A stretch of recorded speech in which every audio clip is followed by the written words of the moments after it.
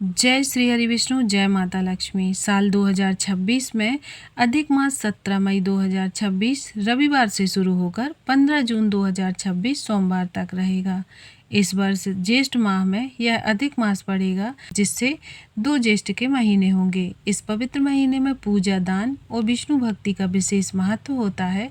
मलमास, अधिक मास या फिर पुरुषोत्तम मास में तुलसी की पूजन करना अत्यंत शुभ और फलदायी माना जाता है।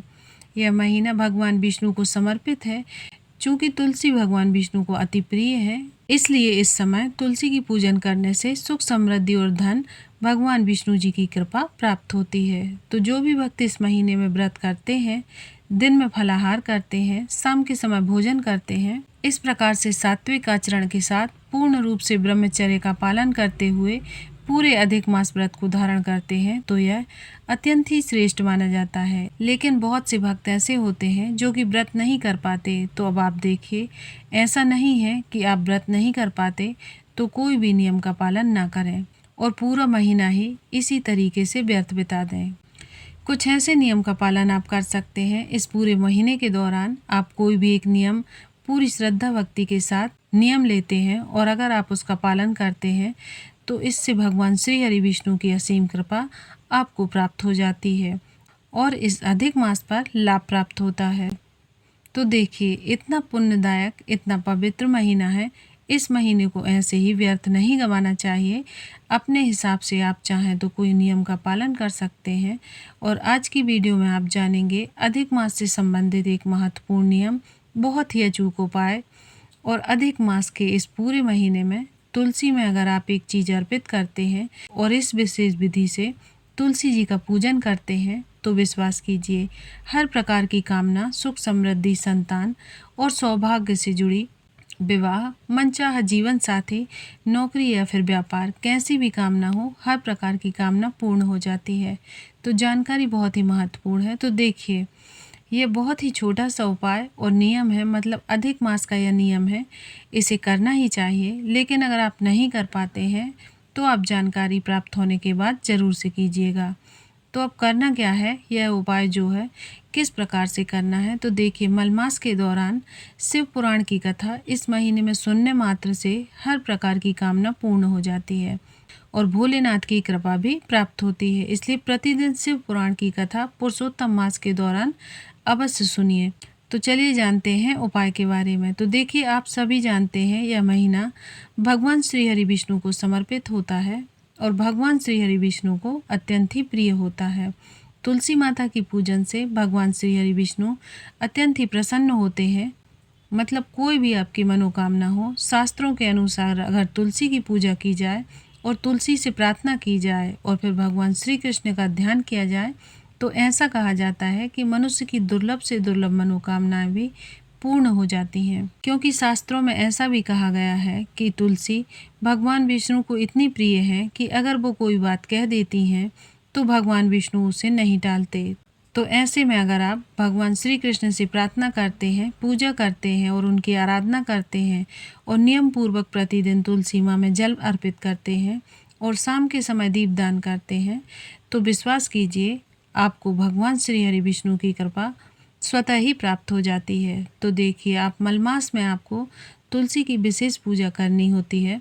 तो तुलसी की विशेष पूजा आप किस प्रकार से करेंगे, तो देखिए, उपाय सुबह के समय करना है। आपको सुबह जितनी जल्दी हो सके, मतलब जैसे कि मलमास चल रहा है तो आप सभी लोग सूर्योदय से पहले उठ ही जाते होंगे। बहुत से लोग ब्रह्म मुहूर्त में भी उठते हैं, लेकिन अगर आप ब्रह्म मुहूर्त में नहीं उठ पाते तो फिर सूर्योदय से पहले तो उठ ही जाते होंगे। सूर्योदय से पहले उठ जाइए, स्नान कर लीजिए और स्नान करने के बाद जैसे कि भगवान सूर्य देव को जल अर्पित करते हैं, अपने घर के मंदिर में पूजन करते हैं, भगवान श्री हरि विष्णु की पूजन आराधना कर लीजिए। इसके बाद में आपको तुलसी की पूजन करनी है। अब देखिए, अगर आपके पास शालिग्राम जी हैं और अगर शालिग्राम जी की पूजा आप इस महीने में कर रहे हैं, तो आप चाहें तो तुलसी और शालिग्राम की पूजा एक साथ भी कर सकते हैं। क्योंकि तुलसी और शालिग्राम की पूजा साथ में करने से उसका फल हमें शीघ्र और अधिक प्राप्त होता है। लेकिन अगर आपके पास शालिग्राम नहीं है या फिर आप तुलसी और शालिग्राम की पूजा साथ में नहीं कर पाते, तो फिर कोई बात नहीं है। यह उपाय आपके लिए बहुत ही अधिक लाभ देने वाला है। करना क्या है, तो जब आप अपने घर की पूजा कर लेते हैं, सूर्य देवता को जल अर्पित कर लेते हैं, उसके बाद में आपको एक पात्र ले लेना है। पात्र में आपको थोड़ा सा कच्चा दूध लेना होगा और इसके बाद में दूसरे पात्र में आप थोड़ा सा जल ले लीजिएगा और इसी के साथ पूजा की कुछ सामग्री भी ले लीजिएगा, जैसे कि धूप ले लीजिए, दीपक ले लीजिए, शुद्ध घी का दीपक ले लीजिए और हल्दी ले सकते हैं, पीला चंदन ले सकते हैं, पुष्प हो तो पुष्प भी ले सकते हैं। बहुत से स्थान ऐसे हैं जहाँ पर रोली भी लगाई जाती है, तो अगर आपके यहाँ रोली लगाई जाती है तो आप लगा सकते हैं, लेकिन कई स्थान ऐसे भी हैं जहाँ पर रोली या सिंदूर इत्यादि माता तुलसी को नहीं चढ़ाया जाता कार्तिक मास से पहले। तो आपके यहाँ जैसे रीति रिवाज हो आप अपने हिसाब से देख लीजिए, लेकिन हल्दी पीला चंदन हमें ज़रूर से ले जाना है। भोग लगाने के लिए आप कोई भी सामग्री ले सकते हैं, जैसे कि फल ले सकते हैं या फिर मिश्री बतासा ले सकते हैं, मिठाई ले सकते हैं, जो भी आपके पास उपलब्ध हो आप उसे ले सकते हैं। मतलब किसी भी देवी देवता की जब हम पूजन करने जाते हैं तो भोग हमें अवश्य से लगाना चाहिए। भोग की सामग्री अपनी इच्छा के अनुसार आप कुछ न कुछ ज़रूर से ले जाइएगा। यह सभी सामग्री आप तुलसी के पास ले जाइए, जहाँ पर भी आपकी तुलसी माता है वहाँ पर आप ले जाइए और तुलसी के पौधे के पास जाकर आपको सबसे पहले तुलसी जी को प्रणाम करना है। अब अगर आपके पास स्थान पर्याप्त है तो आप यहाँ पर आसन डालकर बैठ सकते हैं, तो आप आसन डालकर बैठकर पूजा कर लीजिए। और इतना स्थान नहीं है तो जिस प्रकार से भी आप पूजा कर पाते हैं उस प्रकार से कर लीजिए। जैसे अगर स्थान नहीं होता तो खड़े होकर भी पूजन कर सकते हैं, इसमें कोई समस्या नहीं है। तो सबसे पहले दीप प्रज्वलित कर लें, इसके बाद में आपको तुलसी में थोड़ा सा जल सींचना है और तुलसी में जल चढ़ाने के बाद फिर हमें इस प्रकार से थोड़ा सा कच्चा दूध चढ़ाना है। उसके बाद में फिर हमें फिर से जल चढ़ाना है। इस प्रकार से हम जल अभिषेक कर लेंगे। अभिषेक आपको तुलसी की जड़ में ही करना है। और हाँ, जिसके पास शालिग्राम है इसी प्रकार से शालिग्राम जी को भी तुलसी की जड़ में विराजित करके एक साथ तुलसी और शालिग्राम का पूजन कर सकते हैं, अभिषेक कर सकते हैं। मतलब इसका फल बहुत ही अधिक होता है, इसलिए अगर आपके पास शालिग्राम नहीं है तो सिर्फ तुलसी जी का पूजन भी इसी प्रकार से किया जा सकता है। आपको सबसे पहले जल अर्पित करना है, फिर दूध अर्पित करना है और फिर से आपको जल अर्पित करना है। और हाँ, पहले दिन जब आप पूजा प्रारंभ कर रहे हैं तो उस दिन आपको थोड़ा सा कलावा तुलसी जी की जड़ में ज़रूर बांधना है। आपके पास अगर कोई मन्नत है, कोई ऐसी मनोकामना है जिसको आप पूरा करना चाहते हैं और आप चाहते हैं कि वह पूरी हो जाए, तो अपनी मनोकामना करके बांध सकते हैं। नहीं तो फिर भगवान श्री हरि विष्णु की और तुलसी जी की कृपा प्राप्त करने के लिए मनोकामना करके बांध सकते हैं। नहीं तो फिर भगवान विष्णु और माता तुलसी से प्रार्थना कर सकते हैं उनकी कृपा प्राप्त करने के लिए। हे भगवान श्री हरि विष्णु, हे माता लक्ष्मी, आप मुझ पर प्रसन्न हो, मुझ पर कृपा करें। इस प्रकार से कामना करके तुलसी माँ में आप थोड़ा सा कलावा बांध दीजिए। मतलब पहले जिस दिन भी आपने यह नियम प्रारंभ किया है उसी दिन आपको यह कलावा बांधना है। अब हर रोज़ नहीं बांधना है कलावा, इस बात का आपको ज़रूर से ध्यान रखना है। और इसके बाद में तुलसी की जड़ में पीला चंदन लगा दीजिए। पीला चंदन ना हो तो हल्दी भी लगा सकते हैं, दोनों में से जो भी आपके पास उपलब्ध हो। और चंदन हल्दी दोनों का प्रयोग भी किया जा सकता है। इसके बाद में अक्षत अर्पित कीजिए। अखंड चावल होने चाहिए, टूटे नहीं होने चाहिए।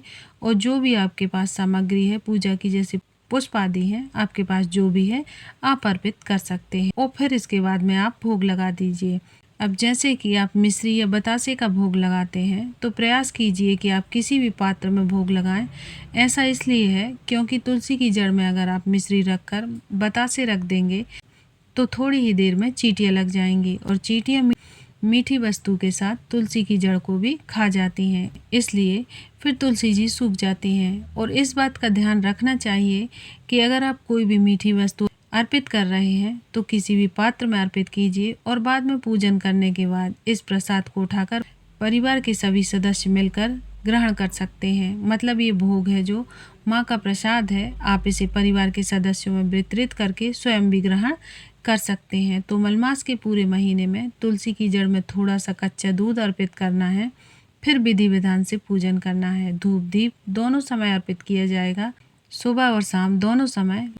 लेकिन दूध जो है वह सुबह की समय ही अर्पित किया जाएगा। और यह ध्यान रखना है कि दोपहर के समय तुलसी की पूजन नहीं की जाती। प्रयास करना है कि सुबह जल्दी उठकर स्नान इत्यादि से निवृत्त होकर सुबह जितनी जल्दी हो सके तुलसी का पूजन हो जाए। देखिए, अधिक मास में जब कोई आप उपाय करते हैं, क्योंकि भगवान विष्णु को यह महीना अति प्रिय होता है, जैसे कि वैशाख मास, कार्तिक मास, मल मास, यह महीने भगवान श्री हरि विष्णु को अत्यंत ही प्रिय होते हैं।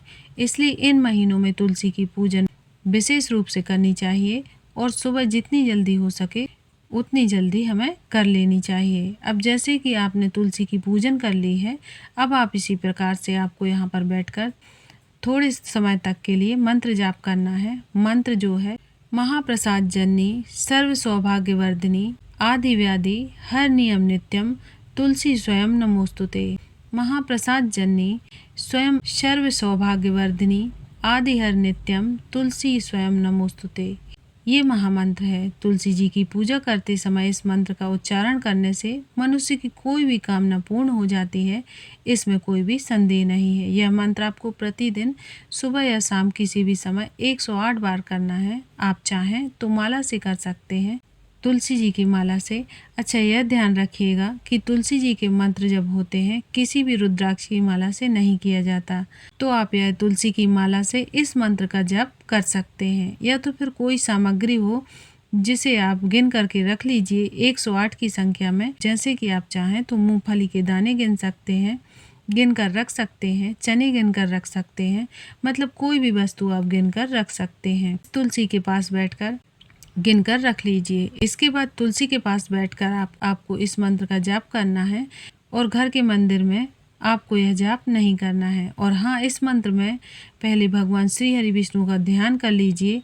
आप चाहें तो 11 बार, 21 बार ओम नमो भगवते वासुदेवाय नमः इस मंत्र का जाप कर सकते हैं। उसके बाद में तुलसी के मंत्र का जाप कर सकते हैं और फिर भगवान श्री हरि विष्णु का ध्यान करके ओम नमो भगवते वासुदेवाय नमः इस मंत्र का 11 बार जाप कर सकते हैं। तो ये आपकी अपनी इच्छा पर निर्भर करता है कि पूजा आपको कितनी अधिक शक्तिशाली बना सकती है। यह पूरी तरह से आपकी इच्छा है। आप चाहें तो भगवान श्री हरि विष्णु का ध्यान करके भी सिर्फ इस मंत्र का 108 बार जप कर सकते हैं।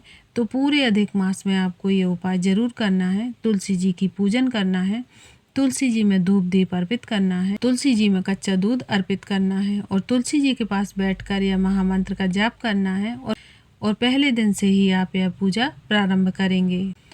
और तुलसी में आपको एक छोटा सा कलावा बांध देना है, आपकी जो भी मनोकामना है उसकी कामना करते हुए। और हाँ, कलावा कब खोलना है तो देखिए, वैसे तो यह कलावा बंधा रहने दीजिए और जब आपकी मनोकामना पूर्ण हो जाएगी तब आप इसे खोल दीजिएगा।